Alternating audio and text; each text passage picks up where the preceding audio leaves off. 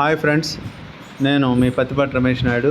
School attendance యాప్లో మనకి student language mapping అనేటువంటి ఆప్షన్ ఉంది. ఇందులోకి వెళ్ళి క్లాస్ సెలెక్ట్ చేసుకొని ఇక్కడ స్టూడెంట్ సెలెక్ట్ చేసుకుంటే ఇక్కడ తెలుగు ఆప్షన్ తీసుకోవాలి. అలాగే ఇక్కడ ఇంగ్లీష్ ఆప్షన్ తీసుకోవాలి. ఇక్కడ నాట్ అప్లికబుల్ ఇవన్నీ తీసుకోవాలి. ఇక్కడ సబ్మిట్ కొట్టాలి.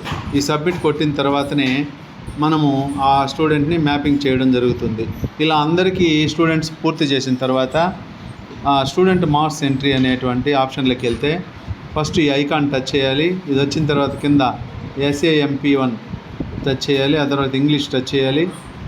ఆ తర్వాత క్లాస్ 3 అనుకోండి, మనం ట్యాగ్ చేసినటువంటి క్లాస్ ఏదైతే ఉందో అది వస్తుంది. ఏ సెక్షన్ చూస్తే సెలెక్ట్ ద స్టూడెంట్ అని వస్తుంది. వచ్చిన తర్వాత ఇప్పుడు ఒక స్టూడెంట్ నేను చేశాను.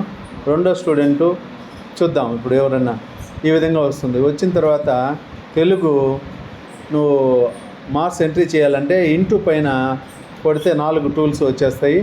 అలాగే బ్యాక్ పోయేసి మ్యాథమెటిక్స్ పైన కొడితే ఇంగ్లీష్ మీడియంలో వస్తుంది.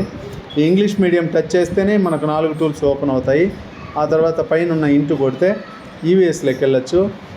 ఈ విధంగా ఇంగ్లీష్ మీడియంలోనే టచ్ చేయాలి. మీరు తెలుగు మీడియంలో రాశారా, ఇంగ్లీష్లో రాశారా పరీక్ష అని చూడటానికి తెలుగులో అయితే తెలుగులో, ఇంగ్లీష్లో అయితే ఇంగ్లీష్ మీడియంలో కొట్టాలి.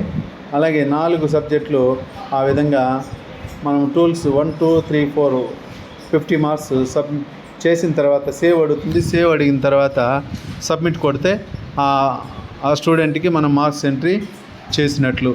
ఈ విధంగా అందరూ విద్యార్థులకు మనము మార్క్స్ ఎంట్రీ చేయాల్సి ఉంటుంది. థ్యాంక్ యూ, ధన్యవాదములు.